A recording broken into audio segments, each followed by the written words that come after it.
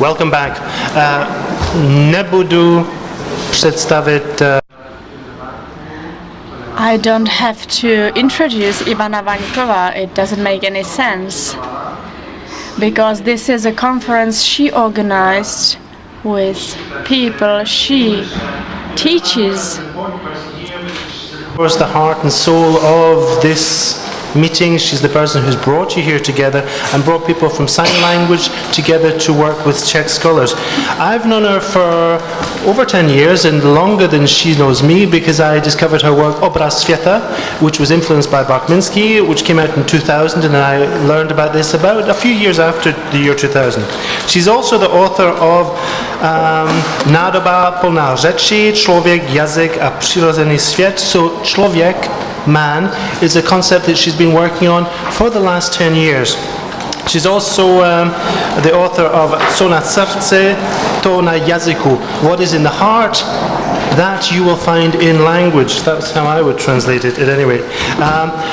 Just because we're meeting here with friends from Berlin, from Lublin, I think it's important just to remind you once, some of you weren't here yesterday, but there's a new book come out thanks to Irena Vankova, and it's a translation she's brought out of that assembles the work of some of the primary work of Jerzy Bakhminsky and puts it into something that's very, very readable and accessible. This is part of this book, Język w kontekstu kultury, has just come out, but it's part of a series of work, and it's a series of projects that's going on, which adds on to Nikita Ilyich Tolstoy, which of course our friends from Lublin know very well, but the great Russian school, the Russian Moscow Ethno-Linguistic School, which isn't well known in Germany, isn't well known in France. That's why I hope that we'll continue to work on these paradigms and these books, and I'd like to, just before asking Irena Vankova to begin, to present her with two of our films. These are our conferences like these. They're all online. The Jerzy Bakhminsky and the Heimat, translating Ojczyzna conference, which is online, but here we have it, and also the Jürgen Trabant Wilhelm von Humboldt lectures, which we have 8 hours of Humboldt lectures. They're online, you'll find them on the REP website, but you'll also find them here. So I'd like to present you. Please. Thank you very much. Děkuju. Děkuju moc krát. Thank you very much for the introduction. Maybe it was too much. I would like to say that the book, What is in your heart is in your mind. I wrote this book with my colleagues, and also the presentation I will introduce today was done with 2 more people. I could not make this presentation without my 2 colleagues. We did that together with Professor Alena Mazurova. She is an expert on theory of sign languages, and she is the founder of Czech linguistics of sign languages. And another colleague of mine is Nadia Hinková-Dynková. You have known her from yesterday because she is an interpreter here. So now she is the co-author of this presentation and the interpreter. Our presentation refers to the afternoon sessions. In the afternoon, my colleagues from the Department of Deaf Studies will present their papers. There will be both students and teachers from Deaf Studies, and they will present their papers that can all be called Men in Language, Spaces, Stories, States of Mind. In the introductory presentation, we want to think of the possibility of researching sign languages, specifically Czech Sign Language, through the perspective of cultural linguistics and ethno-linguistics. That will be the first part of the presentation. The second part will be more specific. We will focus on some aspects of the conceptualization of home in Czech Sign Language. And we will also pay attention to the worldview of home in Czech, because we want to show you the methodology which you can use in Czech Sign Language and in Czech. So we want to show you that you can use also this methodology with sign languages. This methodology was founded by Jerzy Bartminsky at the Lublin School. I will start with the Czech perspective.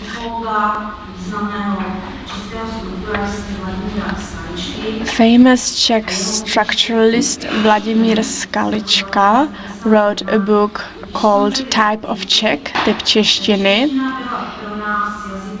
He says, when we were children, Czech was the only possible language for us. Only what existed in Czech existed at all. Skalička also adds that after childhood we gained experience with other languages, and we realized that other languages don't have 7 cases, some of them don't have declinations at all. Some languages have articles, definite and indefinite.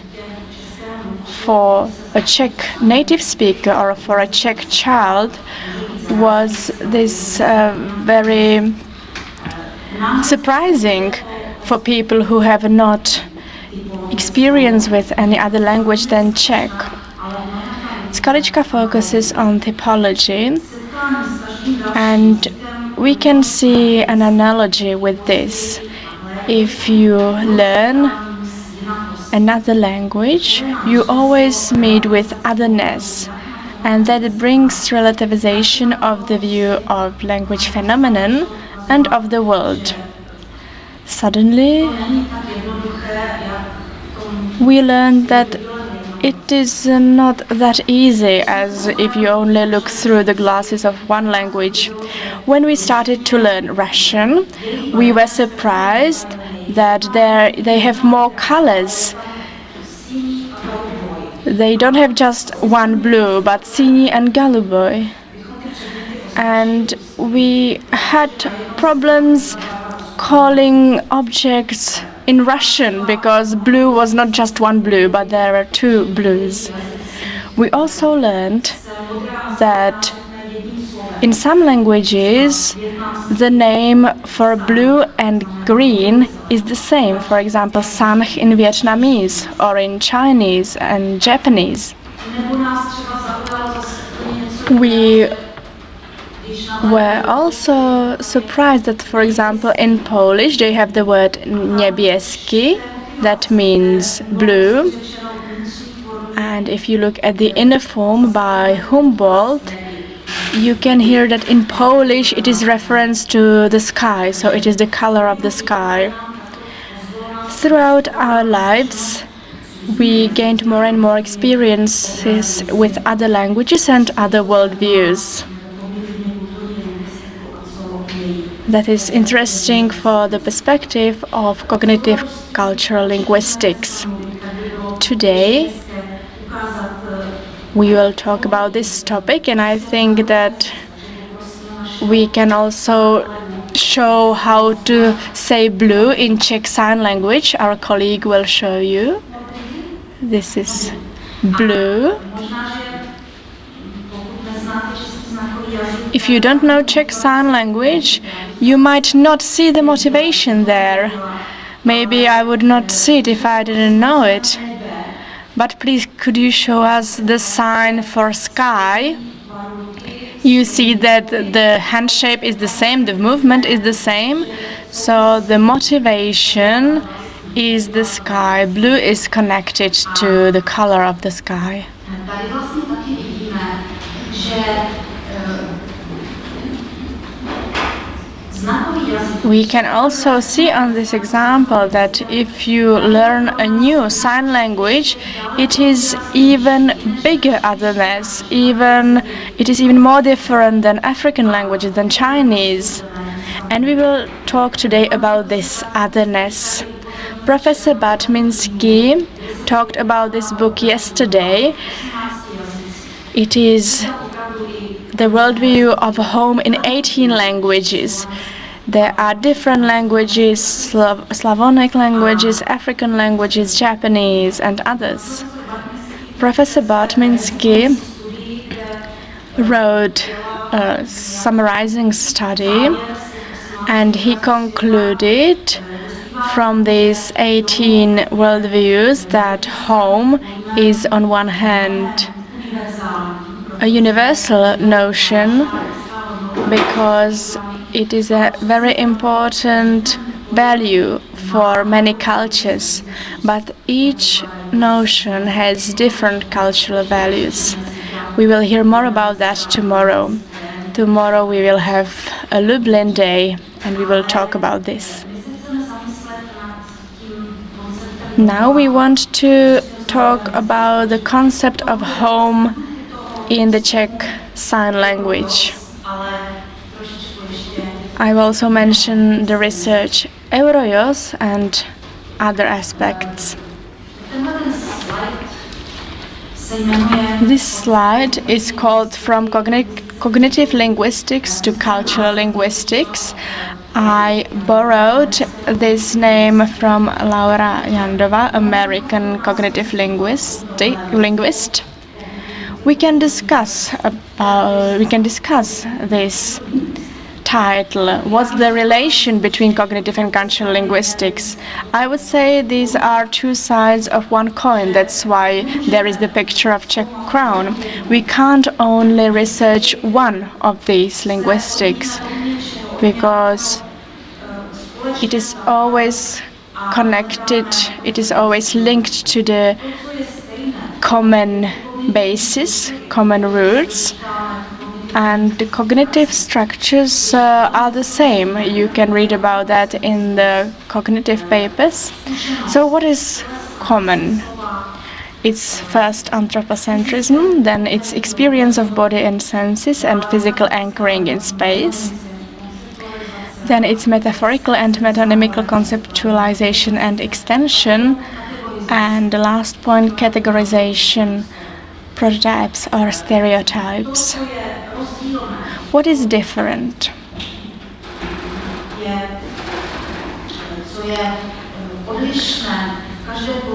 What is different in every culture?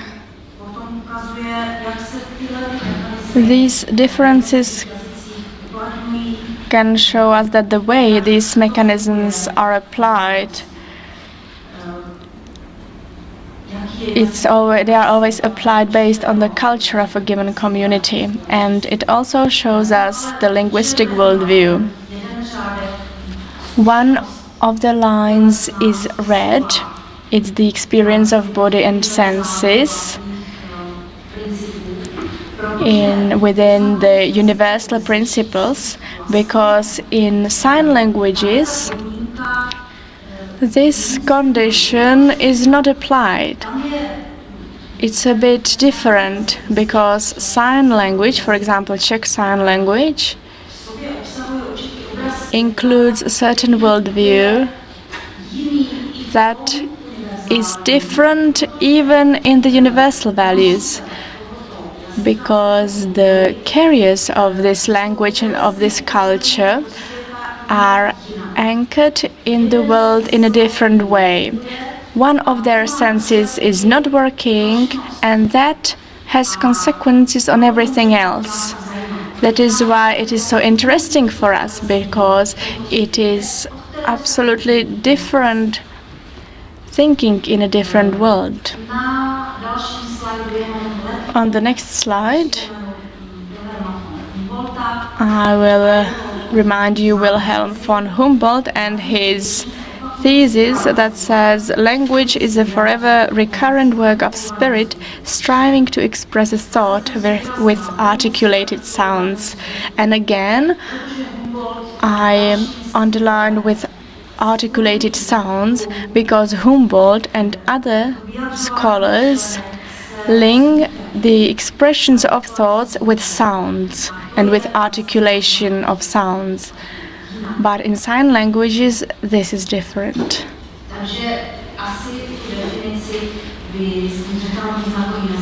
The definition should therefore be a bit adapted, referring to sign languages.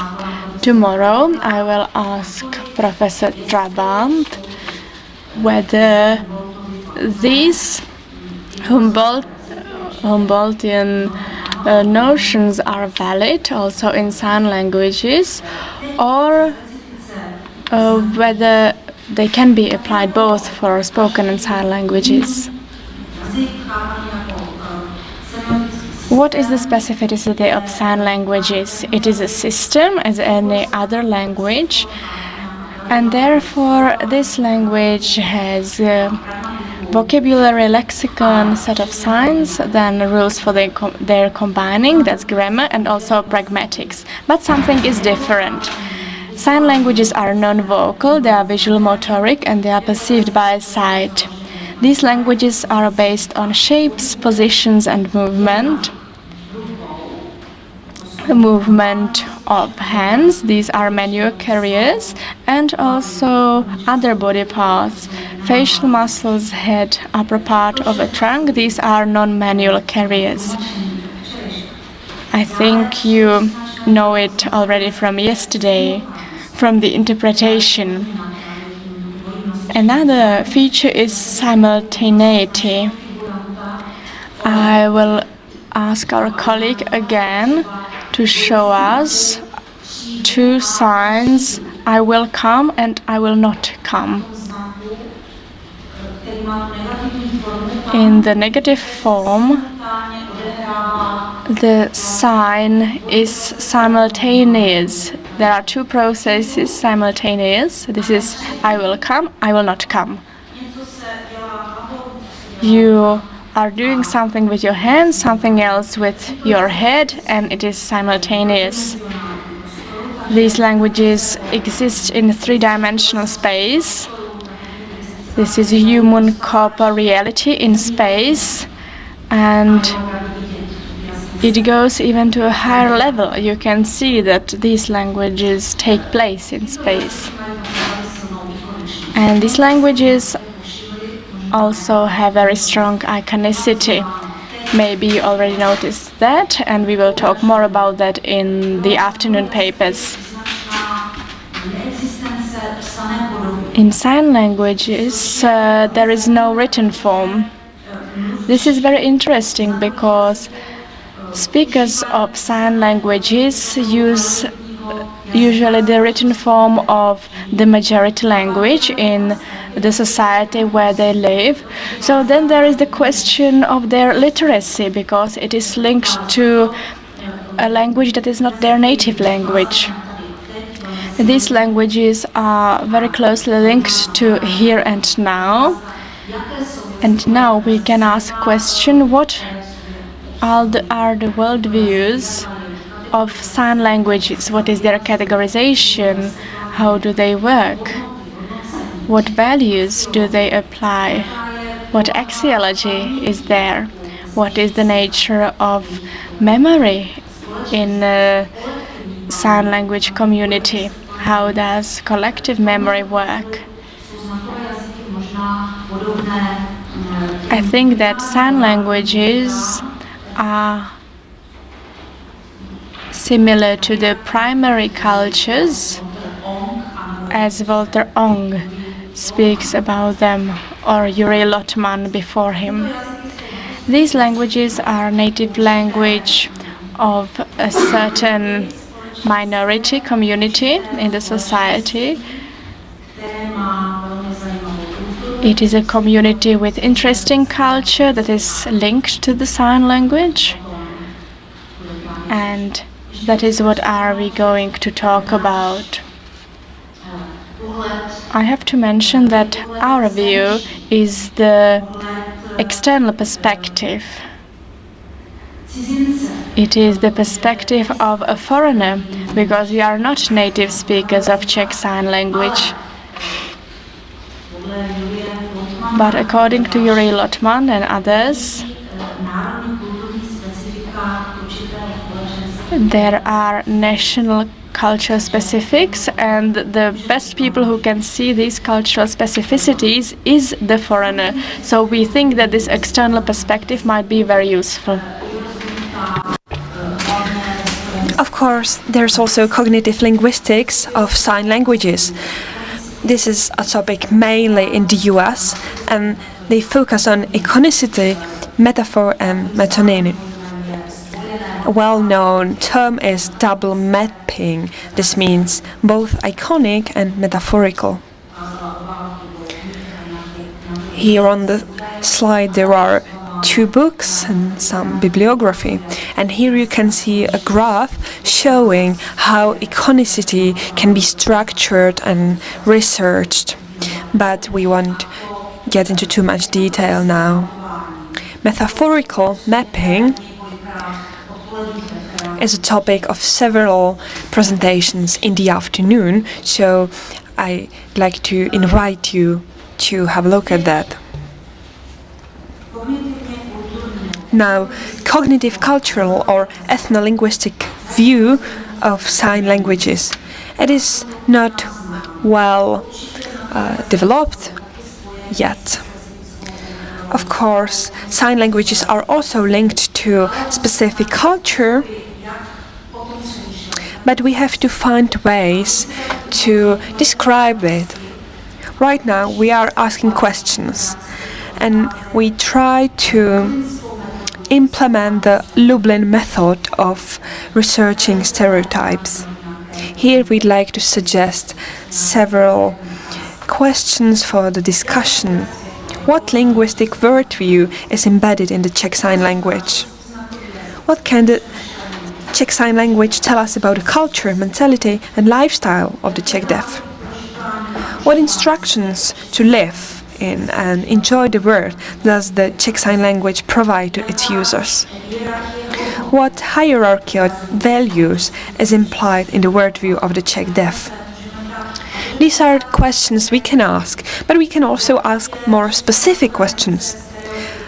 How is X conceptualized in the CSL, for example, the stereotype of a German or stereotype of a home? How is it conceptualized in the Czech Sign Language? So we can ask these questions and then try and find the methodology. This slide is an invitation for the afternoon as well. Corporeality in space, story, experience, stereotype. All this is definitely reflected in sign languages.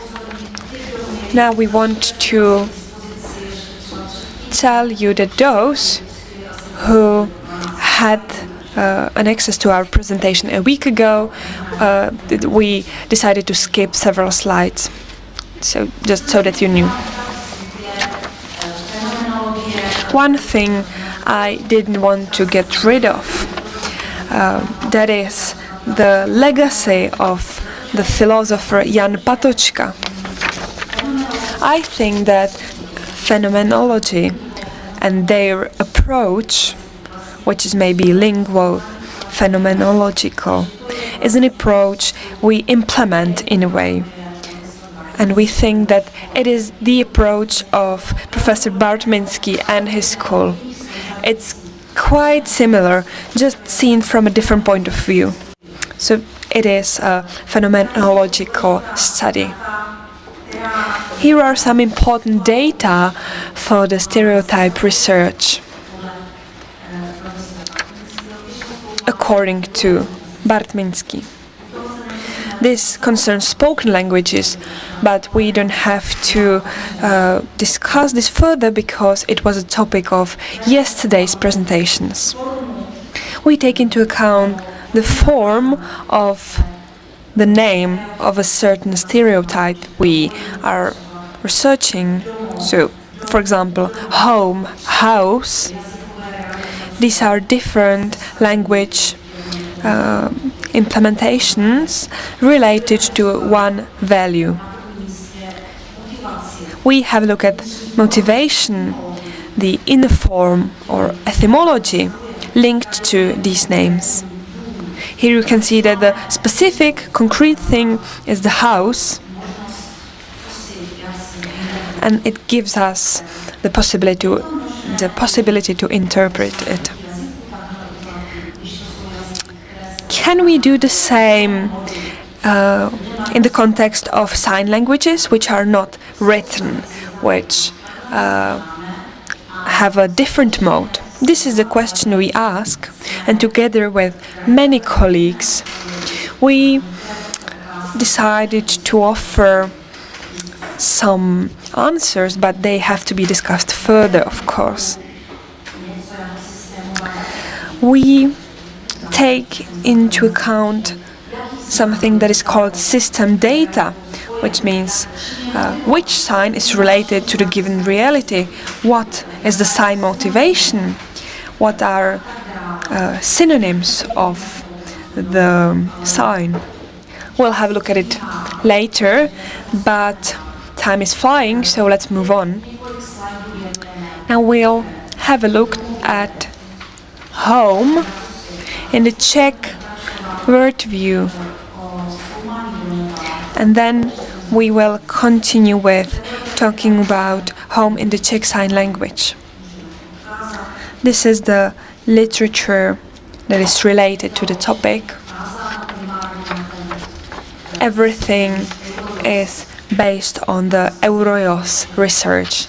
We learned everything from that, and now we can implement it.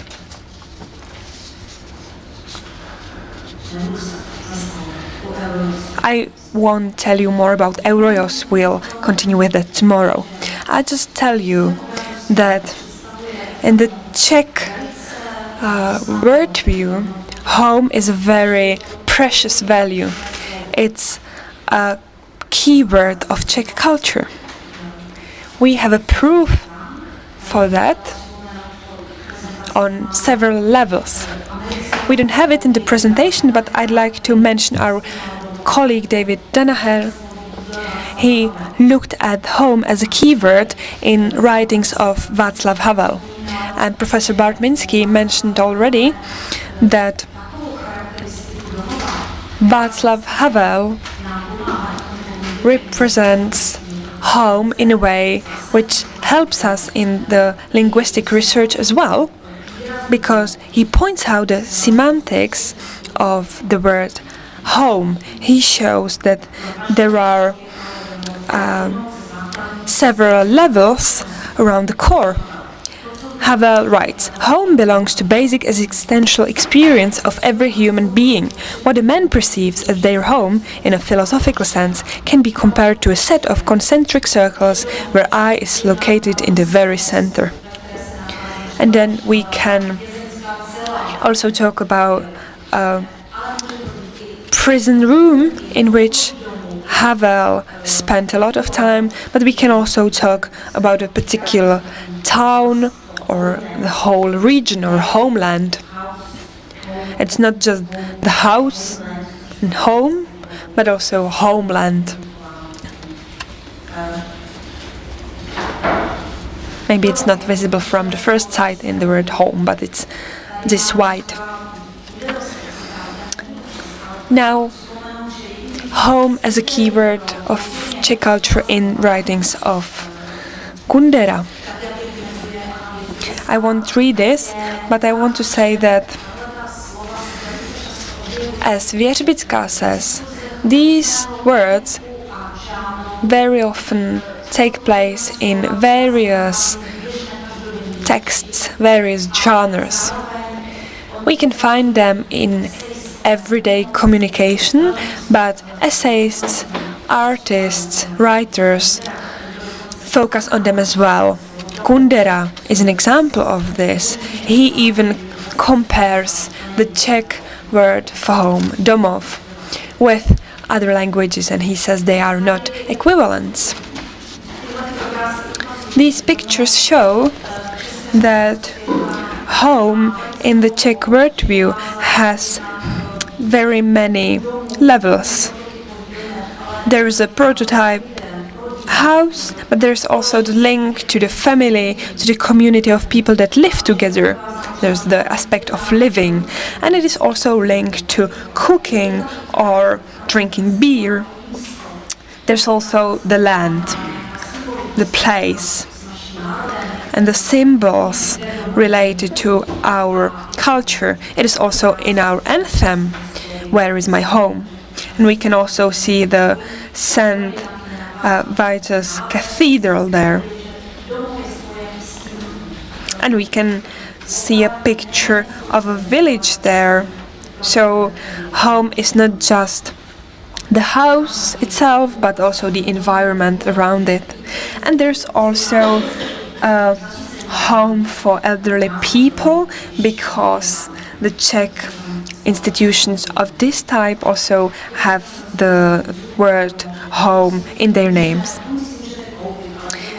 And here it says you can buy a house with your money, not a home. Therefore, home has a very high value, and it's linked to the family. As for the linguistic textual data, I'll just say once more that there is home, house, homeland as basic expressions, or domov, doma, domu in Czech. The etymology points to the house, which is the base. We've already mentioned the secondary meaning of an institution, the home for elderly people, but it's not the primary meaning. A proof of the high value of a home is the tautology, which in Czech is home is home. It's an evidence of high rank in value hierarchy. It's the most frequent tautology, as Irena Vankova has found. She says that home is an evaluative and honorifying hierarchy.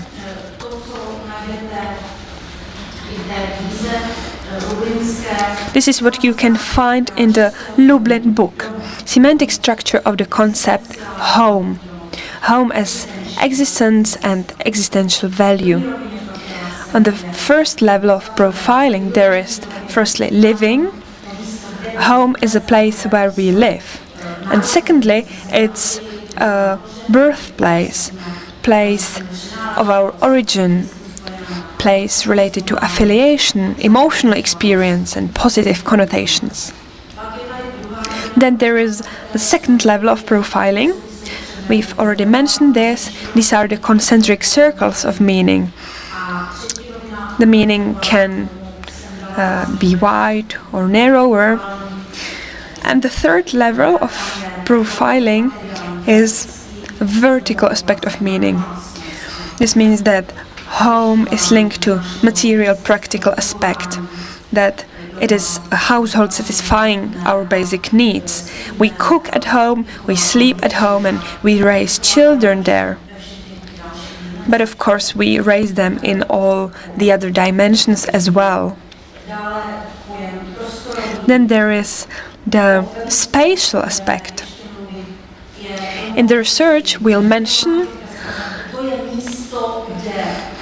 the home is always defined as a place where something takes place. Therefore, it is linked to human territoriality, the need to have some background. There's also the social aspect. family, close people and relationships. Then there is cultural linguistic aspect. This is mainly reflected in immigrant experience and during periods in which, because of historical reasons, the community has to face occupation or a war. During that times, the cultural linguistic area becomes the most important one. And in poetry, there's also often mentioned that home is where God is, home is paradise. We can mention Holland, for example, but there are many examples. As you can see, what's important is the opposition of own and foreign. Home is the center of the own. But let's move on. We have some empirical data. I won't get into too much detail. Together with Honza Hulaya, we wrote a study. We had 100 respondents who were university students. Therefore, it was a specific conceptualizing subject, and we could see several profiles, but not all of them. What did we find out? Firstly, home is a place where the family and close people are. And then a place where people feel good and cozy.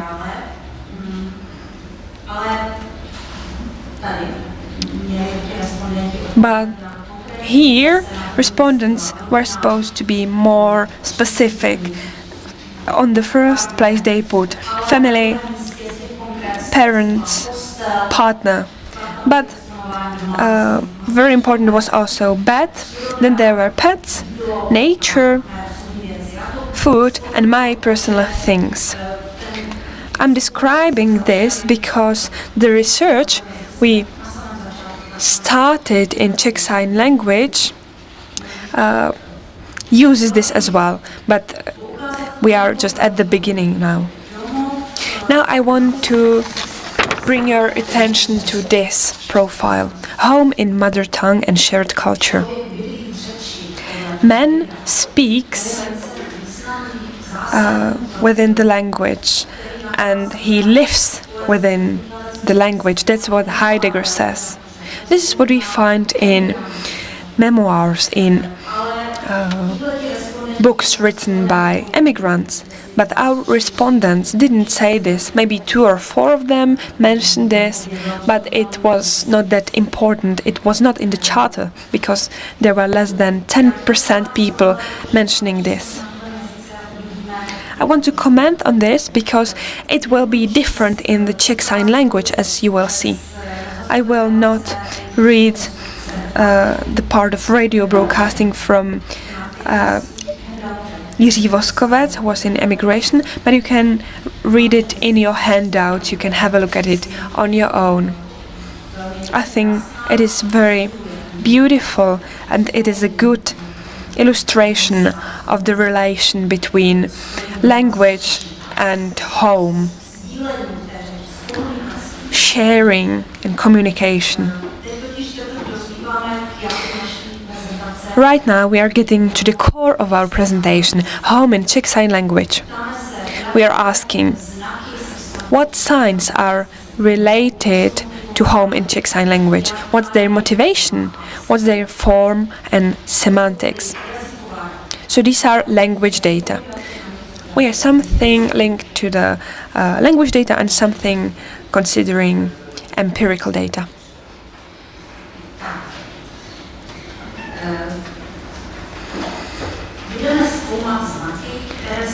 We'll have a look at signs that relate to home,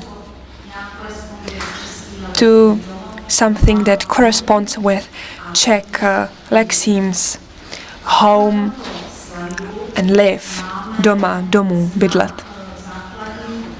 Here we can see a basic sign for the notion of home. I'd like to ask our colleague to show the sign, and please remain here and show the rest as well. So this is home. This sign,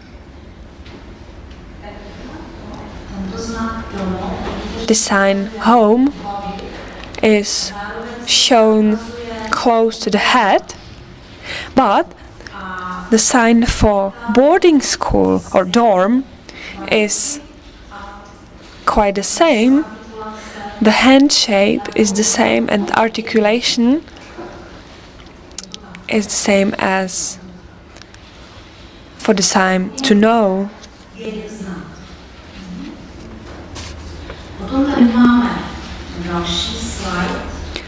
Then there's the next slide, the one related to home as in we are at home. I think you can see that it's related to the notion of being settled somewhere or to sit somewhere. The sign for sitting is similar as well. Now there's another sign for home, or rather house, because it's the house itself. It's related to the material aspect. Then this is what is home in English again, but in Czech there is the direction where to home. And we can see that it is similar to the sign for to sleep. The hand shape at the beginning is similar when we are signing to sleep and home. And then there is a second option. There is the direction which is visible. And then there is a sign related to living. Please show us to live. It's again similar to sleeping, and the movement goes inward. And then there's another option, to sleep, is visible there as well. So these were language data. As you can see, we can already analyze it a bit. We can have a look at the conceptualization. Thank you for now.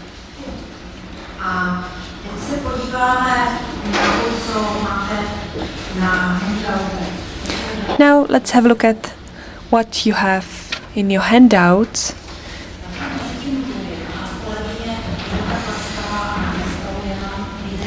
I'll be talking and my colleague will get the video ready.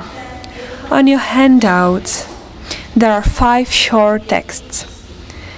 This is what 5 young adult Czech deaf people told us about home. But of course, it was not in a written form. It was written down by interpreters. And later you'll see a video related to this, to the 5th example. We can't read everything loud,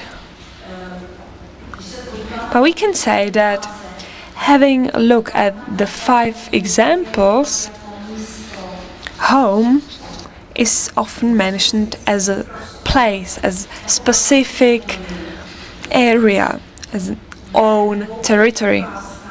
In 2 of the examples, it is very clear in the first 2 ones.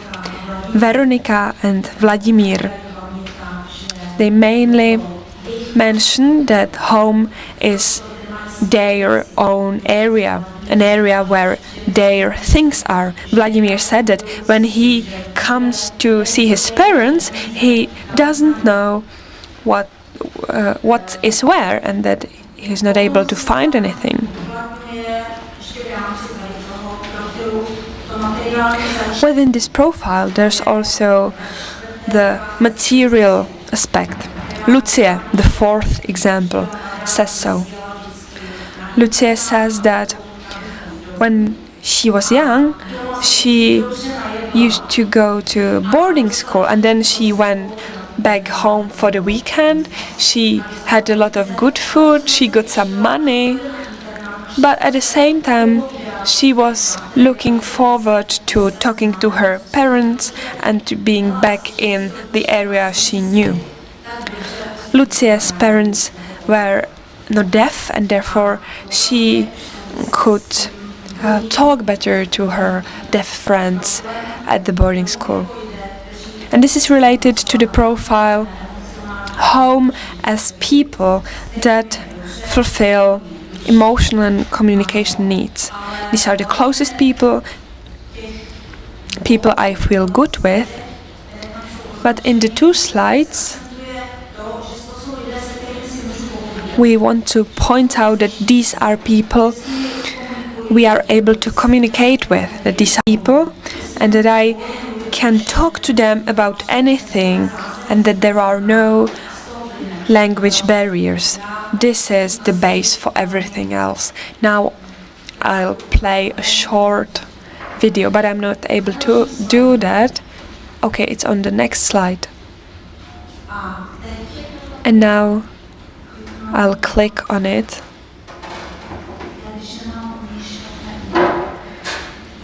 I can't do it without a mouse. This is the last respondent. Radka, number 5.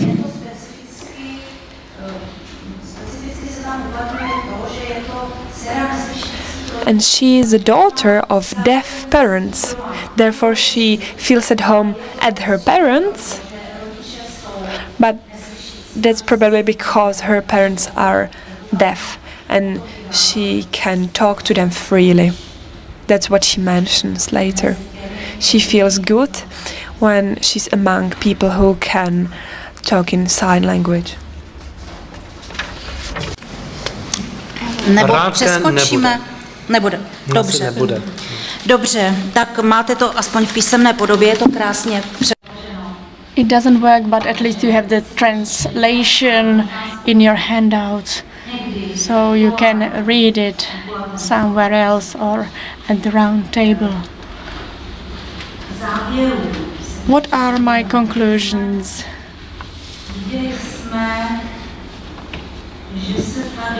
We have seen that the motivation of some signs became clear, signs of home and living. The sign for home is the same as the sign for boarding school, which is not very surprising because also in Czech spoken language we use home for the youth. But the connotations are different. When you say youth home, children's home or retirement home, the connotations are not always positive. This is an institution, so we do not feel such institution as something positive. It is not the true home, but maybe for the deaf it is different. Boarding school for the deaf as an institution is something that is experienced as home. It is the place of learning, socialization, acculturation, forming of identity and shared worldview. The youth and children feel they are among others who are the same. They learn to communicate in Czech Sign Language and they learn a lot of new things that hearing children usually learn at home. It is not a so-called total institution, as Goffman calls it. It is an institution that is home, and it has the dimension of school of life, as Bartminsky talks about it in the summarizing article about home in 18 languages. At home, we learn everything that is existentially important to survive in our future life. It means our relations, forming relationships, finding our identity. And this is what the deaf do not have at home if their parents are hearing. They do not have the experience that hearing children have. The boarding school therefore has a different worldview, different form than in Czech spoken language. At the end, I put this slide because the situation of the Czech deaf children and youth who go to boarding schools reminded me of Harry Potter book. The main character doesn't feel the same at his original home. He has something that other children do not have, something he's special. But then he goes to Hogwarts school and he suddenly becomes part of his own world. He finds friends and his identity is being enforced. And he really feels good at Hogwarts. After holiday, he is always looking forward to coming back. Maybe this analogy is not correct. Maybe the deaf will tell me it is a bit different, but that is how I feel it. This is what I wanted to show you at the end. Our Czech anthem is Where is My Home? And the first part underlines the profile of the place. Where is the place? Where is our homeland? And the second part that is not sung in the Czech anthem mentions that my home is among the Czech, so the social aspect is also there. It is among people who are called Czechs. In the 19th century, they have their own specific language and culture. We also wanted to show you one video. It will not probably work. We have the anthem of the Czech deaf. Again, it has excellent translation by Kateřina Červinková-Houšková and Naďa Hinková-Dingová. The translation corresponds to the first part of the Czech spoken language anthem, but of course the original doesn't have words. It is done in the 3D space through signs, and the words, when they are translated, say, where is my club, where is my club, where is this club of mine, hands swishing in every club room, ears depicted on every banner, beautiful signs in a quick manner, instantly make my heart bloom. So this is the work of the translators. It reminds us of the anthem. And the end is the world of hands, that is my home. The world of hands, that is my home. We can clearly see what is important for Czech deaf. The communication in their own language and being in their community, in the group of people who communicate in the same language. Czech deaf know about this much more than we do. Maybe we do not notice it, but maybe we would notice it if we lived among foreigners, but probably Czech deaf feel it much or more stronger because they live among people speaking a spoken language. That is why the dimension of communication through hands is stressed. The world of hands, that is my home. language as home, communication as home, the possibility to communicate with people speaking the same language. Unfortunately, we didn't see the video, but I hope you like the presentation. Thank